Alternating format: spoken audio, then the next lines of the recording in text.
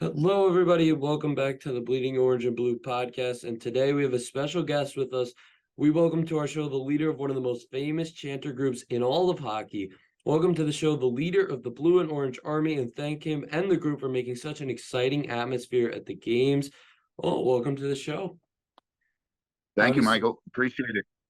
couple exciting days happening recently, but I just kind of want to talk, this is not really my first question. I just kind of thought about it. So the drum, like that's such a key part of you guys at the games, and it's an easy way to get people going.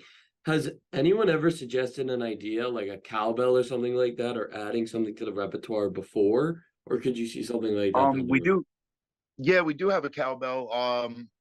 And actually, just recently, we added one to it as well. So yeah, we definitely do have a cowbell too. Of course, like compared to the drum, no matter how loud we hit the cowbell, it's not as loud as the drum. The drum is really, really a different level of loud.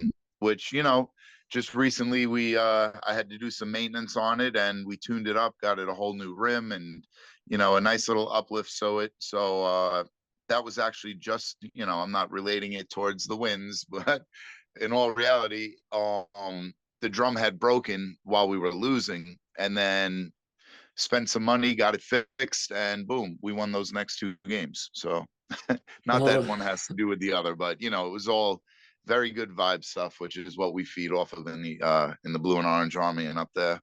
I mean, you never know. You might have to get it checked over the All-Star break. Just make sure we don't have it broken again, because things like that, like that's serious to me too. I remember when the Mets were in the World Series, like I just have my spot. You couldn't leave that spot. You get in trouble if you did. Same thing when we were in the postseason. Another Absolutely. question I got And we is do have sorry, I didn't mean to cut you no, off, but you we do even keep a backup with staff at the arena too, backup drum head that we could replace it if anything happens, and backup stick. So we definitely come prepared. And yeah, it'll sound better from here on out than it even used to ever. So who gets like but how do you get the permission of the drummer? so it's my drum. I got it from my uncle back in like 2014 or 15, around then. And it wasn't until when we first went to Brooklyn that we started bringing it, because at the old Coliseum in the very back row, the back two rows actually, but especially the very back row of section 329, the floor wasn't actually concrete there, because once upon a time you were able to walk around the back. It was kind of like an upper concourse, like, per se, although it was, no bathrooms, no food things, just like a walkway, standing room only kind of thing. So when they added in the steel rows in the back two rows, what came along with that was the ability to stomp on the ground really, really hard in the right spot, and it sounded like kind of like a combination of a drum and cowbell, very loud, even louder than the drum is, now maybe, but maybe. But we didn't need a drum back then because we had that. So when we went to Brooklyn, and I went in there early, met with some staff people, checked out our new section there, and there was nothing to bang on. The back wall wasn't loud. Everything about it just seemed like this was going to be like an atmosphere killer. So one thing led to the other, and you know, had a bunch of conversations with staff, and eventually, worked it out where we could get approval to bring in this one drum, and do what we can to help support the team and raise up the atmosphere levels as much as we can, keep the place rocking. So then, of course, after that, once we went back to the Coliseum when it was renovated, the drum was there with us, and now in UBS as well, of course. So that's been about 8 years or so of the drum, something like that, 7, 8 years. Yeah. So So that's that's how we got the permission, though, to answer the question. Yeah, it was definitely we do a lot of communications with staff. Everybody from the ticket rep to higher ups, and they're very helpful. So things like that, it's all for the right reasons, and everything is, it works out really good. They're happy with the results. So is, obviously the by far the majority of the fan base. You get somebody here or there that might be like, I don't really like the drum, but that was more in the very beginning. I think that for the last 5 years or so, I don't really remember even hearing a complaint. Everybody's kind of like, yes. And not for nothing, but like people bring their kids up there, they hit the drum, You know what I mean? Like it's good vibes. Potvin was on it, Ralph Macchio, a whole bunch of the guys. So it's a cool thing that we got there in Island of Country. So I guess my next question is kind of similar to that because I know like a lot of people will come up with like other ideas, but you guys actually were able to get so connected with them that like they granted you your own section at UBS, which I think is so cool. And the signs that you guys have up there, and obviously like all the booster clubs that they put up in the back, like how were you able to get this idea on the off the ground, and not only that, but like make it so successful to where it's a major part of the fan base and the game day experience? It's a combined effort. It does take a lot of work. It does take a lot of effort. It was inspired, even before 2009 when we became official. So back then it was a much smaller thing, and through the years it grew and grew, and I mean, it didn't take that long for us to grow. It was probably like 3 years in or so that we were having tailgates with 300 plus people. So everybody with tickets officially through us and all that. But there's definitely a big combined group effort.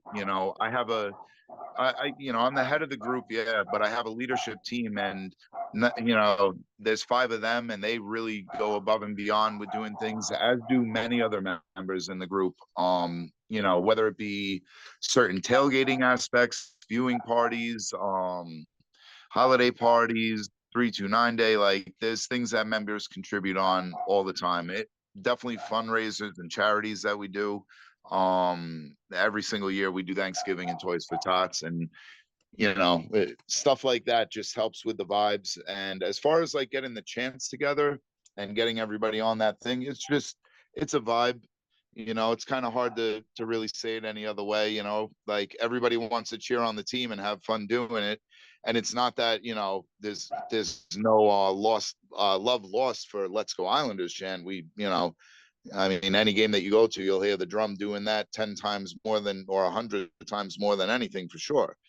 With all of us, of course, and the whole arena. But to add in some other fun chants, yeah, it's something. It's a vibe. Everybody likes to do it, and sometimes like with the Bailey one and the Yes chant, and like the the what do we call that one?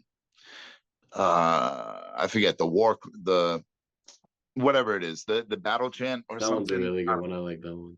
Yeah. So, there's a few of them that have caught on with the whole arena, but even like the sections near us, like the Matt Martin chant, just like last game, he just had a big hit. So we started doing his chant. I'll do it really quick. Just it's a for anybody listening, it's a good one that you could learn and join in on. But it's really simple. It's just Matt Martin, oh, he represents LI. He'll punch you in the eye. Matt Martin, just over and over. So little good one. And yeah, again, like all the sections near us, we're joining in more and more. Um, Same thing with the new Suzuka's chant, which is basically just a tequila song, a little bit of a twist to it, and then of course leading up to Suzuka's. Um, like did it, I won't do the whole thing, but and there's a new Barsley chant too. That one's really good as well. Uh, but people can also check out on our website, blueandorangearmy.com. We have a lot of the chants up there. A lot of them linked to videos where you could hear like an example kind of the audio, but not for the newer ones. For the newer ones, you could read it on there, and then whether you're in the stands looking at it on your phone in the heat of the moment, or maybe at home or something, it's just there, so it's a little bit easier for everybody to join in. Anybody that wants to. And that just brings it back to that, it's a vibe. That's how that whole thing happens, really. It's just, you know, everybody knows it. It's the whole arena, really. Everybody's a different breed here in Islander country. It's always been that way. Yeah. It always will be too. So Yeah, I mean it's kind of similar to that one, and it's just you name some of you guys' famous chants there, like the "Hey Josh Bailey" one has caught on so much, and even like to Josh, and everyone knows that one.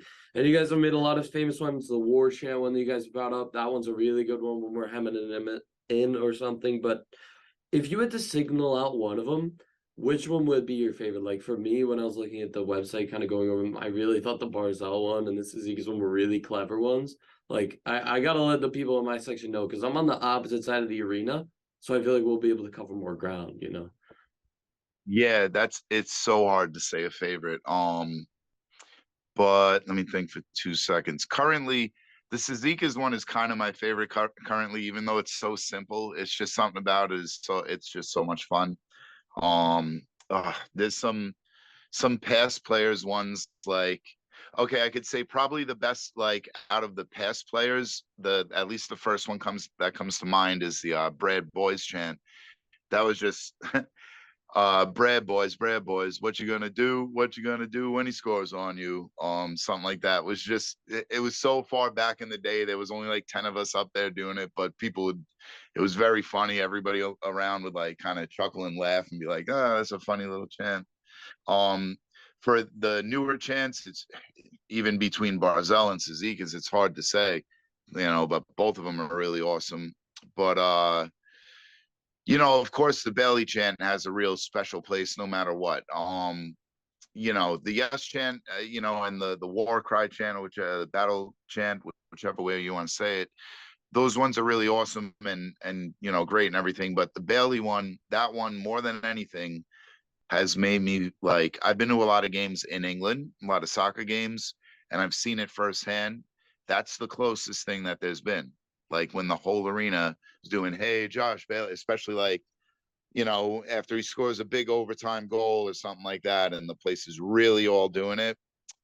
We had more of those moments at the Coliseum, of course, but hopefully a couple, or some more of those to come while he's, still around. We would all like to see that. um, Yeah. but yeah, totally. That chant there, I don't know. Out of all of them, in a way, that's kind of the one that I would have to pick because that chant more than ever. Excuse me. Um, that chant more than ever is the one that really gave me kind of the feeling like I was, the same kind of feeling when I was over there with like these tens of thousands of fans that were all singing a song all together. Just really blew me away so much. And yeah, the more that people can join in, the surrounding sections, and then of course, like the more that some people in the surrounding sections join in, that'll lead to on the other side of the arena, you could hear it louder and clearer, easier to join in. So, um, yeah, I would have to say the Bailey one though, because of that, just because of the vibe of it with the whole arena doing it. Like, oh, it's amazing. So another question I kind of had was about like the Sorokin chant, which I feel like a lot of fans like. It's more hot topic. I kind of like it. Like I like those European style chants. I like kind of complex ones and not being simple. But like I know it was from a KHL video, I think, or from when he was playing there. So who kind of discovered this? Like, did someone have the KHL live? Were they watching it or? Um, oh, am I there still? Yeah, yeah, you're good. Yeah. Okay. Sorry, it just skipped for a second there. So, yeah, that video on YouTube of the Sorokin chant definitely, helped us to, go that direction with it. Now, the thing is that so like again, I've been out there a bunch of times. I'm very in tune with supporters groups, and chants. I'm actually a big Liverpool fan, which they're notorious for even creating the singing at games back when the Beatles were there and they started to change one word and then a line and then the song and then everybody did it. And even before that, when chanting really first started many years, they were kind of they're the ones that are kind of credited as they started doing it. So being out there, I'm sorry, what was the question again? I kind of veered off there. Finding the how did you find the Sorokin chant? Like, was someone watching? I mean, sometimes there's more than one player on a team that they'll even do it for. It's a very, very common thing. It's almost like how "Let's Go Islanders," boom, boom, boom, boom, boom. It's super, super common that like that pattern of the noises. So, it's more unique for us here in America, which is awesome because then it's like a standout chant. But like if we were doing that chant in Europe, it's not that it wouldn't be awesome, but it's kind of it's like the "Let's Go Islanders" chant. You know what I mean? So Yeah. it's a more standard tune for them. Um, but yeah, that was definitely how we came across that one. We saw the YouTube video and started sharing it around. Actually, I don't even know who shared it first off the top of my head, and sorry for whoever did. If I'm not crediting you correctly, you deserve credit because that was an awesome find. And yeah, no, it's that kind of chant, like the European style, where it's just a little bit of a twist. Now, Paul Cartier, just recently started doing the same tune, the da, da, da, da, da, with his organ. Of course, he's right there next to us and behind us, which has only been the case, recently. He used to be over a few sections, but it's awesome that we're right next to each other. So yeah, now Paul's even doing it that way too, some, and I think that it's something cool. It's not like, like we won't still do the other, traditional goalie chant for most goalies. It's not like we're going to do that for all other goalies, but in this one unique situation, feels really fitting. And I know there was something about it, like a tweet or something. I don't recall what it was exactly, but there was definitely some kind of reference to Sorokin having saying that he appreciated hearing it that way. That he noticed it, heard the tune, like, coming from behind him, and kind of gave recognition to the fact that he appreciated it, which to me that's the most important thing too. Where if we can all then jump on that tune and give him, just even whatever more good vibes. I mean, the guy deserves it all. He's a superstar. So, but yeah, that's how it came about. The I the feel long like answer. I feel like I also gotta ask you, like, in light of recent events, obviously a lot of Islanders fans, more controversial than I thought it would have been. The Bo Horvat trade has really torn people apart. And I personally love the trade. I love Bo Horvat. I like his style. I love what he can do on the ice. And I hope we can extend him. But I gotta hear your thoughts. And I also want to hear, is there a Bo Horvat chant in the works right now? It's funny, on our members only page. I hope that this doesn't mess up my video part, but just so I could see it, just before as just before that, we jumped on this, I noticed somebody had posted one. Sorry, I'm just opening it as like an idea. They were like, maybe we can do something to this, and I came up with some lyrics. Oh, he says a whole Horvat chant to the tune of Love Shack by the B-52s. So, I mean, and this was just like a 2-second come up with lyrics, but it was because we got Horvat, come on, score another goal so we can, yes, together. Horvat, baby, Horvat, Bo Horvat, Horvat, Bo. I don't know. I'm doing it. I literally, that's the first time that I said it out loud. So terrible job of it. But there's an idea there, and members, like, all types of members. I mean, I've come up with a bunch of chants, but also a whole bunch of members have too. And, maybe they tweak something that I came up with, or vice versa, or, so it's definitely a group combined effort when it comes to those things too. Whatever sounds right, that everybody is like, oh yeah, that's a cool one. We pretty much do it. It's, again, that just folds back to those vibes. That's what it all really boils down to. We're up there having a good time cheering on the team, and sometimes things can suck some, but that's also the time when the team needs us the most behind them. Like, give them a little boost, and then you never know. Maybe they, follow it up with a goal, and then give you even more reason to cheer even louder. So it's a, you know, it's not like an unrealistic way to look at things, because of course, things could go the other way. But in general, like, what are we going there to do? We're going there to mope around and this, that. No, even in a slump, we're going there to the game to go and have a good time and cheer on the team. Otherwise, why go? Like, doesn't really make sense just to go to be like, oh, this one sucks, that one sucks. Like, nah. Like, and of course, if people got things to say, then say whatever you want. But at the same time, there's some level, like, of that you have to realize these people are players out there too, and they're trying to do their best to win. And the same way that it can happen to anybody at any stage in something in life, they can easily go into slumps, even easier than that, because it's a fast game, and there's so many guys competing to do this and that. And the guys that you're playing against every night, they're the same level, the top hockey players in the whole league. So that's why we celebrate every win to the very max. And when it's a loss, we ain't happy about it. But what are you gonna do? We're just ready to come back the next game and cheer them on again. 'Cause, that's our team. Out of Think about it, right? Like what teams are named after after Their like their own. people. Yeah. Yeah. So that's us. Like at least in America. So there's two in Canada. Technically one of them is a slang, but you got the Canadians. But it's not like all of Canada roots for them because it's you're saying a country then. That's like back when it was the Brooklyn Americans, similar to that. Didn't really define the local people. And then you got the Canucks, which is basically a slang term for Canadian, as far as I understand it. So, but it's yeah, something really cool about that fact that we got our team is called the Islanders, and we are the Islanders. Yeah, exactly. And like we're on like the I love the logo too with the Long Island on it. Like I feel like it just represents it so well. And I feel like the fan base just is so much of Long Island. Like you will never hear more Long Island unless you're at an Islanders game screaming just at the top of your lungs about something that some people are very passionate about, some people maybe not, but we're all just kind of unified on that. I Yes, yeah.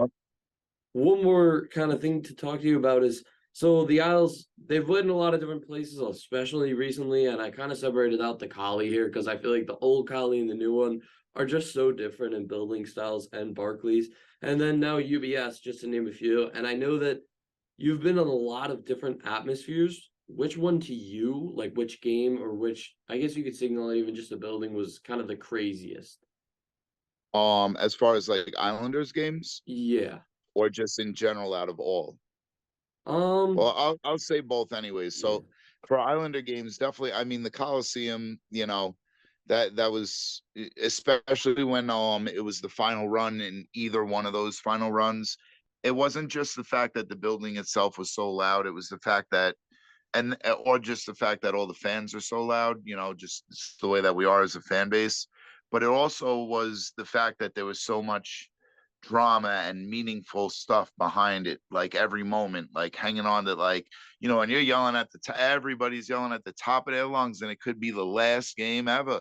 You got to win it, you know. So yeah, that's I would say that Islanders wise, the Coliseum, so far, which we haven't had any playoff games at UBS yet at all. So really, once we get to that stage, same thing at in Brooklyn, it was so loud in there once we were in the playoffs. Um, Especially when who like got us to the second round. Which whatever, I'm not like a hater about it, but that was such an awesome and loud moment in that arena. Like the place was insane. And I'm sure that, big game and experiences at UBS, it's going to be us same fans in there. It's going to be the Islander fans. We're going to be loud. We're going to be really loud. It's going to be insane. I cannot wait for that. I really hope that it pans out to work out, this year. I mean, how many times do you hear like, oh, since the All-Star break, this team has been this good? So that could be us this year. We could be that team that, like, since the All-Star break, the Islanders have been tearing it up. And now they're like not only in a playoff spot, but battling for first or home ice advantage, maybe even just, whatever it is, something. Um, so yeah, there's that. But as far as like non-Islanders and maybe even overall, there's a Liverpool game that I was at. I mean, I've been to a bunch of them, but there was one in particular, the first one that I ever went to. It was in Old Trafford versus Manchester United, which is their like fiercest rivals, and it's like known around the world as one of the very biggest games in the world. So I was there in the away end, because they have segregated seating. You don't just sit together. They, I won't even say, but They're smart at it that. would, yeah, it would be quite backwards. So it wouldn't work out good. But that was insanely loud. Like, you know, at least, and that's the thing, is like the loudest that the Collie got, the loudest that the Barclays Center got, the loudest that I heard with that. Um, they're all, once it gets past a certain level of loud, it's hard to really distinguish them because they're like so loud, these things. And like the sound is just slightly different because of which arena that you're in. But when it comes down to it, it really comes down to the fans. When everybody is together and yelling all together, there's a certain, like, no matter what type of arena, you could be in a wide open air arena and it could be loud. Like, I'm a big Packers fan too. Packers fan slash owner from my dad. And his father, who was he went to school with Vince Lombardi back in the Bronx. So then that was, you know, how it, you know, ended up following his career, and you know, here I am rooting for him. And I've been to Lambeau a couple of times. They don't have a dome. They don't have any this or that, and it gets really loud in there. So you know, there's something to be said that it's just really about the fans. And you know, of course, here on Long Island, we definitely have that type of fan base. You know, we have the loud type, which is loud, passionate, more intensely passionate, which is something that you can't buy that. So, you know, anybody out there that's ever like worrying about, oh, things are going bad and this and that, we got some X factors here that, you know, you could never replace. And that's the best that we can do at the end of the day is show up and cheer on the team really loud and see what we can do to help spark them on. Which let me just really quick a quick another mention. Because my thing is also saying that it might cut out soon because I don't have like a what's it called on my Zoom, a special account. So the Oh Long Island chant, that one is really good. And what was the other thing? Oh, I forget. You can always leave it for another time if it pops up. But I just wanted to get those things in. And yeah, if you have other questions, definitely you know, can go right up until this thing ends, and we could even restart it if need be. So Oh, no worries. Just oh, wanted to let you know that that just popped up. okay, gotcha. And then one of my last ones is, so I know that we all found a home in UBS. Obviously, like it's nice after moving around so many places that we're pretty locked into the building. But you guys have your own section, which I brought up earlier there, which is important to all of us. And what does this mean for the group to kind of have that official section and all those signs up? Yeah, no, it definitely means a lot to us. As far as just being able to help put out that spark, that energy, which of course the whole arena, you know, I can't say it enough. It's not just us, you know, but something about it is it really it's cool. Like the chants, the songs, the vibes, and you know, we try to spread that positivity, whatever we can do, and you know, just like how you know the long time saying. Even I'm gonna pick up my sign here from Sign Guy that he gave me earlier this year. But you know, it's so true. You gotta always believe. That's what it's really all about, right there. And you know, sometimes you can be mathematically eliminated and you know you're not gonna believe that you're gonna make the playoffs then, but you can believe that hey, something that's going on here could be part of the reason that next year, you know, we end up doing it all the way through. And you never know the way that the events have unfolded before us, it could all be part of that at this point still. You know, we've seen teams come back from a lot worse than the situation that we're in to come back and win the cup. So I don't know. I just have a feeling I really like Bo coming in. I don't think that I really answered that correctly before. Sorry, but yeah, no, I do like the trade. You know, of course, we gave some pieces up that I like as well. Beauvillier, that Bo, he's always going to be famous, but a legend in a way in Islanders history for having scored the last goal at the Coliseum. You know, that's a moment that you know, is the last goal that was scored that my father saw, you know, while he was alive too. So it's a very like, you know, that means a lot, that one. It's like how people look back on the Bates goal, you know, all these years later. It's like, wow, and I was there for that one too. But the Beauvillier one was better. Yeah. It was more meaningful, something everything about it was even better. Um than the Bates goal. So yeah, I think that the trade is really good. I think giving up Atu like that is it's something that's necessary to get back a player like Bo. And you know, the pick is conditional, so it depends, which is a smart way to go with that. You know, wise move there on Lou. And you know, he heard the fan base too, which is a good thing. We got to admit as the Islander fans that hey, at least he made a move and like got a legit guy that we were just asking for. So yeah. Yeah, There we go. Yeah, honestly, for me, like I feel like it's probably because I'm a Mets fan and I've always just thought like, oh, it's our year. But after the Horvat trade, I just have this weird feeling in the back of my head, like this. I've been saying on my podcast for a while, like we're not a good team as it is, but we're just missing one really good piece to the core, and I think Bo Horvat might actually give us that. Like I think people, if you're not an Islanders fan, you don't understand how good some of these pieces are, like the Romanovs and stuff. But I think people are really gonna sleep on them down the stretch. Yeah, and we are built for a playoff run. You know, making it to the playoffs, we weren't built the right way at the moment, but now that Bo is in there, it does feel like things have the potential to really flourish. Which, we got to wait and see. That's why they play the games. Who knows? But at one point in time, Butch Goring wasn't there, and then they brought him in, and the rest was history. So hopefully that can be our type of player. And I know that sometimes on social media it gets so crazy, but I saw somebody had a post about it, like kind of referring to like if it was back then, um, and the Islanders had just acquired Butch Goring, in that trade, like people would have been doing this exact same thing. There was a lot of people that were fans of the guys that we gave up and maybe felt like they didn't even want that trade to happen. So you're always going to get that, but time will tell. And that's why, again, to bring it back full circle, is it really comes down to us as the fans. Whatever we can do to get loud for them, pump it up and realize, hey, like if you were out there, because they're just people too. If you were out there and people were like, oh, you suck, you'd be like, yeah, maybe I do. And then like you're not gonna, like, I don't know, some people it might inspire them to do better, and they're getting paid enough to do it regardless. But you know, you really want the team to win. You want to do your best to try and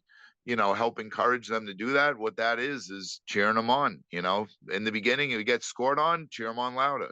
I mean, obviously, if the game is like you're down by 5 goals with 5 minutes left or something, that's probably not going to happen. But you know, when at least with 4 minutes left, then you could really start to be like, all right, accept that the chances have become almost nothing. Yeah. But even so, no reason to not still cheer for them at that point, just to show. Hey guys, so the Zoom meeting cut out by now, but I'm just here to tell you thank you all for watching. If you made it this far, if you're watching it on Spotify or Apple Music, you can watch the video version on our YouTube account. I know that we have been posting as much on Instagram, but that's because we're working on stuff like this behind the scenes. We should have another interview coming out next week that'll be posted, and then the week after that, I should have a debate between me and Sean posted as well. We're trying to pump out more of these, and we're doing it behind the scenes. So sometimes there might be a little bit of slow movement, but I just want you guys to know that it is happening, even if you can't really see it. So have a good one. Hope you enjoyed this. I had a great time interviewing, and it's just great to, talk with such a big piece of the fan base, and he was absolutely great. And love the Blue and Orange Army. Hope we can have a better second half and see if we can make our way back into the playoffs. Bye, everybody.